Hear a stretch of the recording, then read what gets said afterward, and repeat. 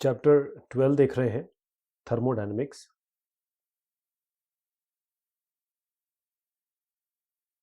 Thermodynamics के सवाल और जवाब देखेंगे। पहला है, एक गीजर है, वो हीट करता है पानी को जो फ्लो कर रहा है, बह रहा है एट द रेट ऑफ, इसका रेट है बहने का 3 लीटर पर मिनट और 27 डिग्री सेंटीग्रेड से 77 डिग्री सेंटीग्रेड तक ये हीट होता है। यदि जो गीजर है वो काम करता है गैस बर्नर पे, तो कंजम्पशन क्या है, जो क्योंकि गैस बर्नर में गैस जलेगी तो फ्यूल जो जल रहा है उसका रेट ऑफ कंजम्पशन क्या है, किस हिसाब से वो यूज़ हो रही है। अगर हीट ऑफ कंजम्पशन आपका 4 इंटू 10⁴ जूल पर ग्राम है आपका, तो हम क्या करेंगे, जो जो चीज़ दी है उसे लिख लेंगे। जो पानी है वो फ्लो कर रहा है, उसका रेट क्या है, 3 लीटर पर मिनट। तो इसको कैसे लिखेंगे हम लोग, क्योंकि अभी इसको मिनट में चलने दीजिए, फिर अगर चेंज करना होगा तो हम इसको बदलेंगे।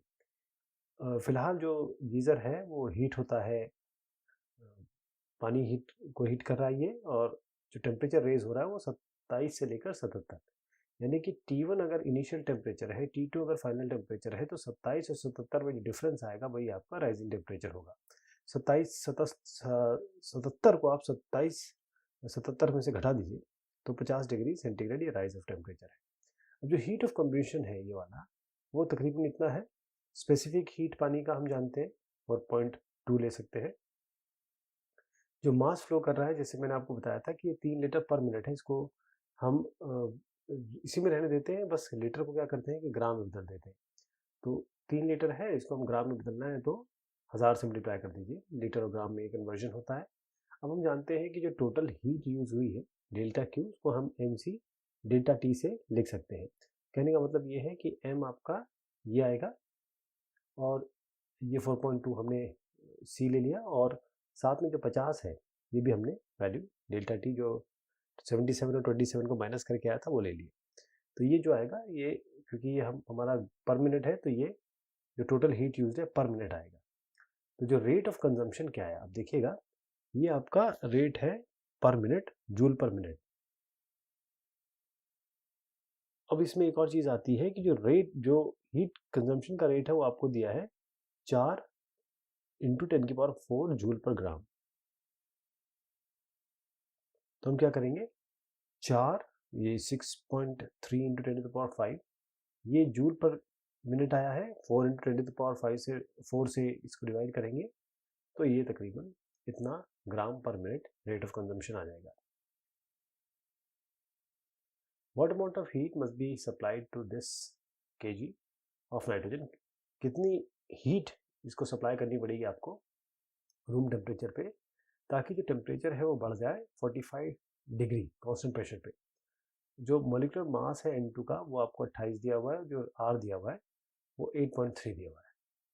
तो मास जो नाइट्रोजन का है वो आपको जो संख्या दी है 2 इंटू 10⁻², और ये आपका अगर आप देखें, क्योंकि केजी में है तो ये 20 ग्राम में बदलेंगे तो 20 ग्राम हो जाएगी।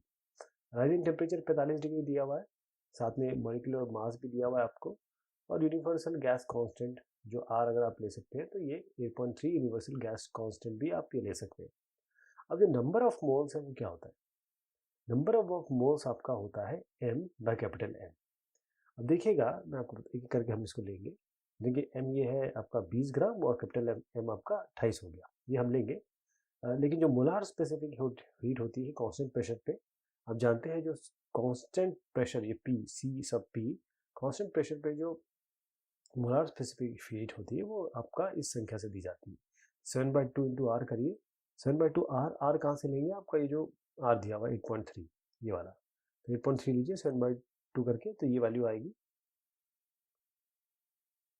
अब जो टोटल अमाउंट ऑफ हीट है जो सप्लाई हुई है, मतलब जो सप्लाई आपको करनी पड़ेगी, वो किस रिलेशनशिप से आएगी, delta Q equal to N C P into delta T.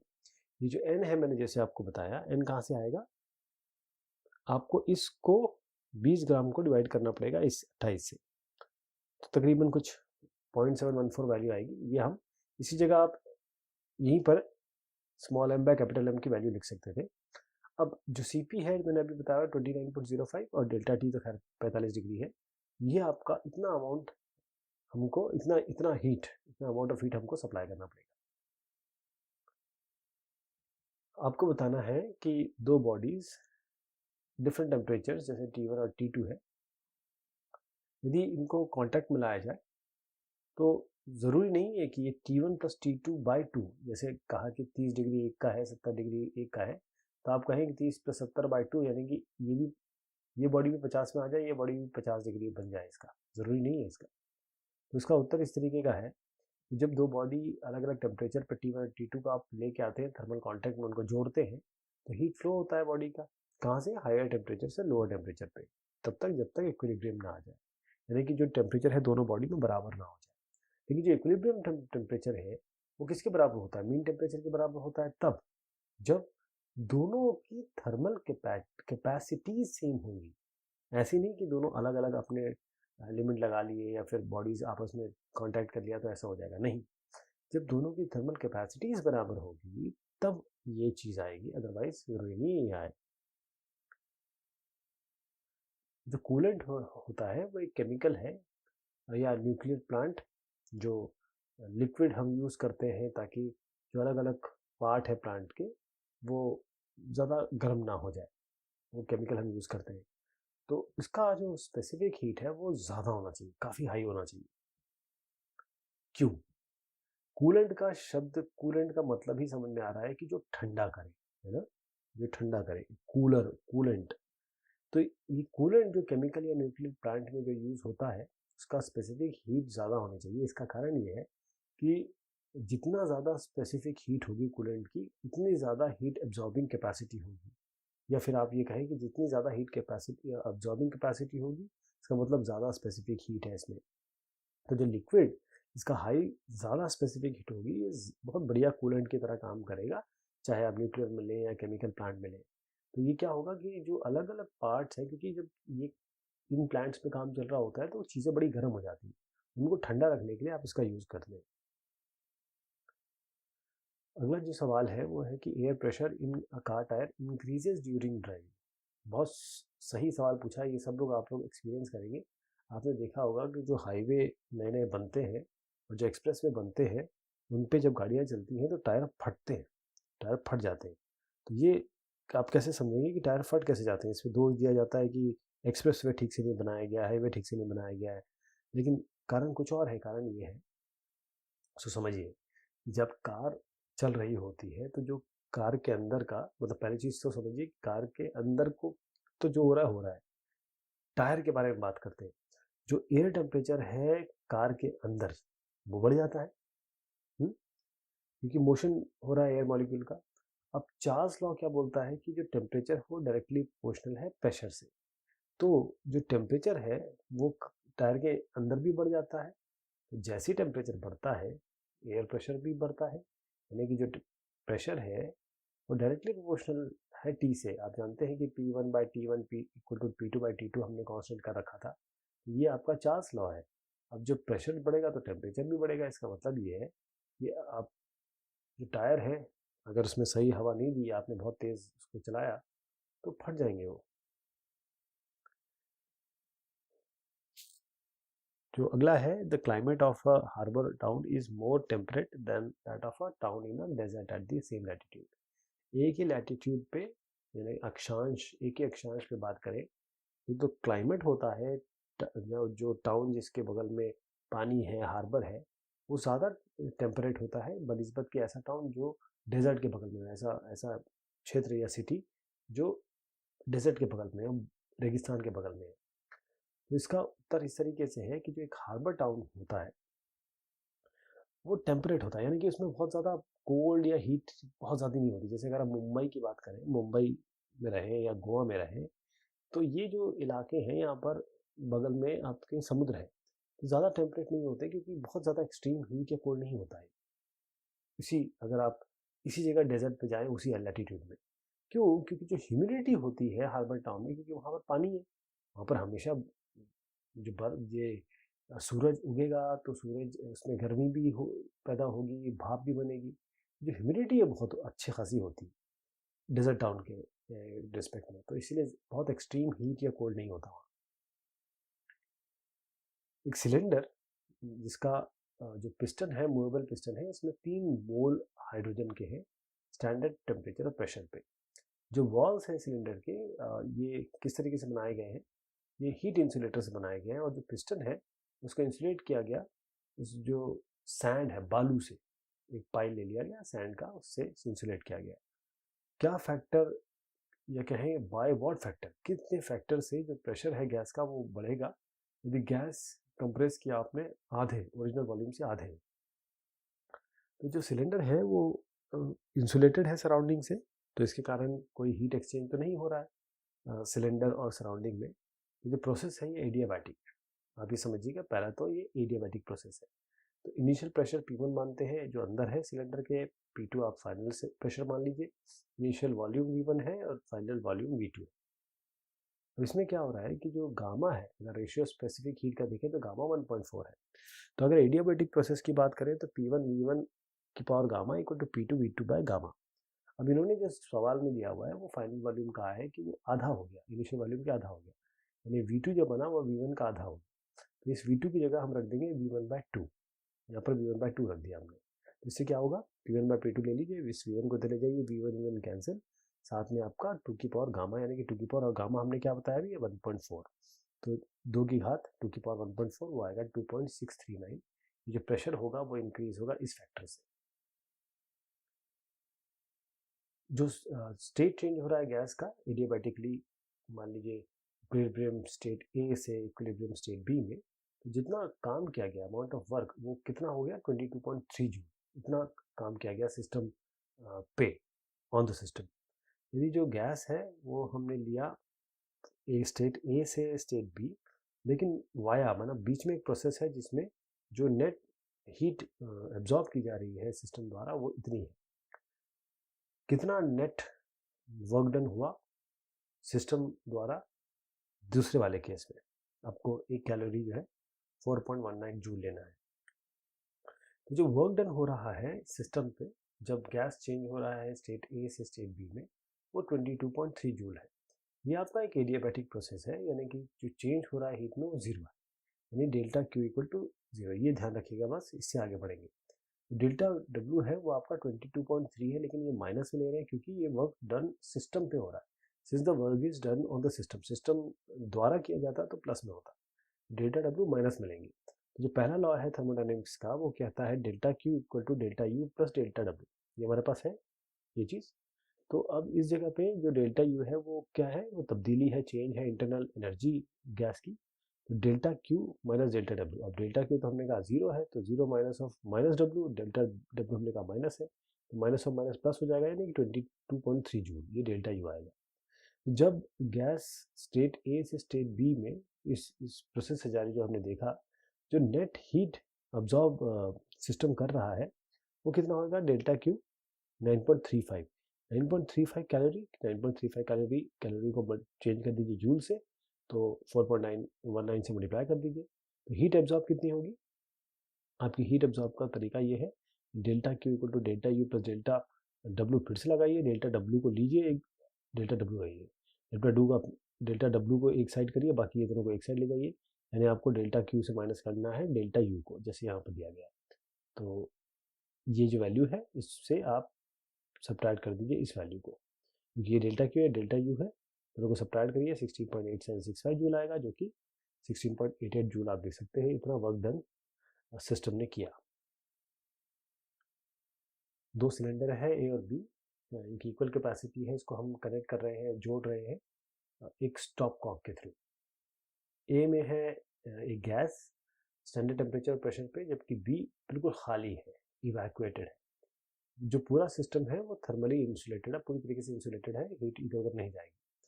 अब स्टॉप कॉक को एकदम से खोल दिया गया। अब आपको बताना है क्या फाइनल प्रेशर होगा गैस का ए और बी में, क्या चेंज होगा इंटरनल एनर्जी में गैस के, क्या चेंज होगा टेम्परेचर में इस गैस के, और क्या ये इंटरमीडिएट स्टेट जो सिस्टम का है, जैसे फाइनल इक्विलिब्रियम स्टेट में आने से पहले, क्या ये पीवीटी सरफेस पे आएगा। तो उत्तर इसका कुछ इस तरीके से है, पहला तो 0.5 एटमॉस्फेयर समझ लीजिए, बस ये 0 है, ये 0 है और फिर आखिरकार 9 है। अब इनका एक्सप्लेनेशन देख लिया जाए, पहले आंसर देख लेना आपने, फिर मैं एक एक करके बताता हूँ। देखिए जो वॉल्यूम अवेलेबल है गैस के लिए वो एकदम से डबल हो जाएगी। क्यों? क्योंकि एक जगह ए में कुछ था, बी एकदम खाली था। ए और बी जैसे ही आपने ओपन किया वो दोनों में गैस जो है उसको दो दो जगह मिल जाएगी। अब क्योंकि जो वॉल्यूम है वो इन्वर्सली प्रोपोर्शनल है प्रेशर से, तो जो प्रेशर वो डिक्रीज हो जाएगा। कितना? जैसे ये चीज़ बढ़ गई, वॉल्यूम बढ़ गई, तो प्रेशर आपका हाफ हो जाएगा ओरिजिनल वैल्यू की। इसीलिए जो इनिशियल प्रेशर बताया गया था 1 एटमॉस्फेयर, उसको आधा कर दीजिए, तो प्रेशर हर एक सिलेंडर में 0.5 एटमॉस्फेयर हो जाएगा। ये इसका एक्सप्लेनेशन हो गया। अब ये 0 क्यों आएगा? जो चेंज है इंटरनल एनर्जी या चेंज इन टेम्परेचर, इसके बारे में बताता है। तो जो इंटरनल एनर्जी है गैस का, ये तब हो सकती है, तब होगी जब जो काम किया गया है सिस्टम जो गैस द्वारा, यानी कि when work is done by और ऑन द गैस, तभी तो हो सकता है। गैस द्वारा या गैस के ऊपर अगर काम किया जाए तभी इंटरनल एनर्जी चेंज होगी। अब इस केस में कोई वर्क डन तो हो नहीं रहा है, न तो गैस द्वारा न गैस के ऊपर, तो इंटरनल एनर्जी इसमें चेंज नहीं होगी, इसलिए वहाँ पर ये वैल्यू रखी, आंसर में ये दी हुई है। और क्योंकि जो सी वाला है उसमें, क्योंकि कोई वर्क, इसमें भी यही सेम हम डिस्कशन करेंगे, क्योंकि क्या कोई वर्क गैस द्वारा तो नहीं हो रहा है कि एक्सपेंशन गैस कहाँ कर रही है, तो जगह के कारण हो रही है।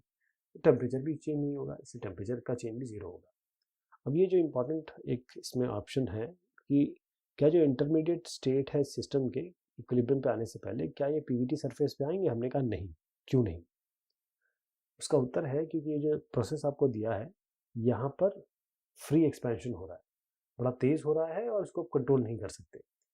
जो इंटरमीडिएट स्टेट है वो कोई गैस इक्वेशन तो सेटिस्फाई नहीं कर रहे, तो इसीलिए वो नॉन इक्विलिब्रियम स्टेट्स में समझ सकते हैं, इसीलिए वो पीवीटी सरफेस पे लाई नहीं करेंगे सिस्टम के। एक स्टीम इंजन जो डिलीवर करता है इतने जूल का काम पर मिनट और सर्विस 3.6 इंटू 10⁹ जूल पर मिनट, कहाँ से? बॉयलर से। आपको एफिशिएंसी बतानी है इस इंजन की और कितना हीट वेस्ट हो रहा है पर मिनट।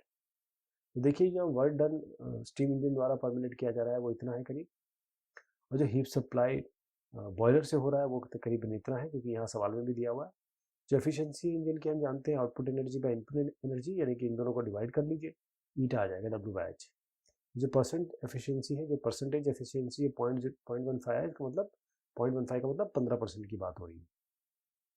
जो एफिशिएंसी है इस इंजन की 15% है। अब कितना हीट वेस्ट हो गया? अब देखिए इन दोनों को अगर आप क्या कर लीजिए कि आपको इन दोनों को सब्ट्रैक्ट करना पड़ेगा, 3.6 और 5.4, क्योंकि ये बड़ा है 10⁹ इनको आप सब्ट्रैक्ट कर लीजिए। जब सब्ट्रैक्ट करेंगे तो आपके पास ये वैल्यू आएगी है। तो जो अमाउंट आपका हीट वेस्ट हो रही है पर मिनट हुआ, इतनी संख्या हो जाएगी जो आपने यहाँ से निकाला। एक इलेक्ट्रिक हीटर सप्लाई करता है हीट किसी सिस्टम को, उसका रेट आपको 100 वाट दिया हुआ है। यदि सिस्टम काम कर रहा है, परफॉर्म कर रहा है वर्क, जो रेट है उसका 75 जूल पर सेकेंड, तो किस रेट पे जो इंटरनल एनर्जी है वो इंक्रीज हो रही है, तो जो हीट सप्लाई हो रहा है सिस्टम को वो इतना रेट है उसका। जो हीट सप्लाइड हो कितना हो गया? ये आपका 100 जूल पर सेकेंड आप लिखिए इसको। और क्योंकि हम इसको, हमें ऑलरेडी वाट में दिया हुआ है, वाट आपका पावर है, एनर्जी बाय टाइम, तो हम क्यों लिख लिया हीट एनर्जी। सिस्टम किस तरीके से काम कर रहा है या परफॉर्म कर रहा है, उसका रेट जो है 75 जूल पर सेकंड, ये हमने लिख लिया। वर्क डन बेसिकली W, ये Q हो गया, ये W हो गया 75 joule per second. First law of thermodynamics क्या कहता है? Delta Q equal to delta U plus delta W, या फिर Q equal to U plus W। अब U जो है इसमें इंटरनल एनर्जी है ना, U निकालना है तो क्या करेंगे? W को इधर ले जाइए, Q माइनस W। Q आपके पास है 100, W आपके पास है 75, दोनों को माइनस कर दीजिए, 25 जूल पर सेकंड जो कि वाट आ जाएगा। जो इंटरनल एनर्जी है इस इलेक्ट्रिक हीटर की वो इंक्रीज हो रही है, उसका रेट है 25 वाट। अब ये थर्मोडायनेमिक सिस्टम इस तरीके से लिया गया, ओरिजिनल स्टेट से लेकर एक इंडिटरमीडिएट स्टेट में लीनियर प्रोसेस इस तरीके से दिखाया गया है। अब ये जो प्रेशर है और यहाँ पर आपका वॉल्यूम है और यहाँ पर चीज़ें दिखाई गई है, यहाँ से प्रेशर बढ़ रहा है 0, 300, 600, यहाँ पर 0, 2 और 5, और ये आपको तरीके मतलब डायग्राम के साथ और एरो के हिसाब से दिखाया जा रहा है, इधर है, इधर है, इधर है, इधर है, इधर है, इधर है। तो जो वॉल्यूम है उसको रिड्यूस किया गया, जो ओरिजिनल वॉल्यूम है ई से लेकर एफ तक दिखेगा, ई से लेकर एफ तक। एक आइसोबैरिक प्रोसेस है। आपको टोटल वर्क डन बताना है इस गैस द्वारा, डी टू ई यहाँ से यहाँ तक और ई टू एफ यहाँ से यहाँ तक। तो जो टोटल वर्क डन है गैस डी टू ई और ई टू एफ अगर देखें तो बेसिकली क्या है, ये तो एरिया, ये एक ट्रायंगल बन रहा है, ये डी है, ये ई है, ये एफ है, एरिया ऑफ ट्रायंगल निकालना है तो हाफ इंटू डी, आप हाफ इंटू बेस ये भी दे सकते हैं, तो half into base into altitude D E into E F. तो यहाँ पर D F basically D E या डी एफ कोई भी देख लीजिए आप, ये जो है चेंज इन डी ई आपका 600 से 300 यानी कि 600 माइनस 300, ये यहाँ से यहाँ तक कितना हो गया 300, ये कितना हुआ यहाँ से यहाँ तक 5 माइनस 2 यानी कि ये वैल्यू आ जाएगी 3, तो हाफ इंटू 3 इंटू 300, यही काम हुआ है। ये 300 है चेंज, 600 से 300 चेंज हुआ, ये कितना हुआ 5 से लेकर 2 तक चेंज हुआ, 5 माइनस 2 ये 3, तो half into 300 into 3, half into base into altitude, ये 450 जूल आ गया। जो टोटल काम हुआ गैस द्वारा डी से ई के लिए, वो डी से ई से एफ वो 450 जूल है। एक रेफ्रिजरेटर है, वो उसको ईटेबल मेंटेन करना, मतलब खाने की चीज़ें 9 डिग्री से नीचे, और यदि रूम टेम्परेचर 36 डिग्री सेंटीग्रेड है तो आपको कोएफिशिएंट ऑफ परफॉर्मेंस निकालना है। देखिए टेम्परेचर जो रेफ्रिजरेटर के अंदर है T1 वो आपको ये दिया हुआ है, इसको हम केल्विन में चेंज कर लेते हैं, 273 जोड़ दीजिएगा बस। तो 9 डिग्री से 273 जोड़ा तो आपका 282 आ गया केल्विन। रूम टेम्परेचर 36 है, इसमें भी 273 जोड़ दीजिएगा तो आपका ये आ जाएगा 309। जो कोएफिशिएंट ऑफ परफॉर्मेंस है वो क्या होता है T1 bye T2 minus T1। T1 भी है, T2 भी है, T1 भी है, लिख लीजिए 110.44 आ जाएगा, यानी कि जो कोएफिशिएंट है परफॉर्मेंस का इस पर्टिकुलर रेफ्रिजरेटर का वो 10.44 है। तो ये सवाल जवाब हुए आपके थर्मोडायनेमिक्स के। बहुत शुक्रिया, बहुत मेहरबानी आप सभी की।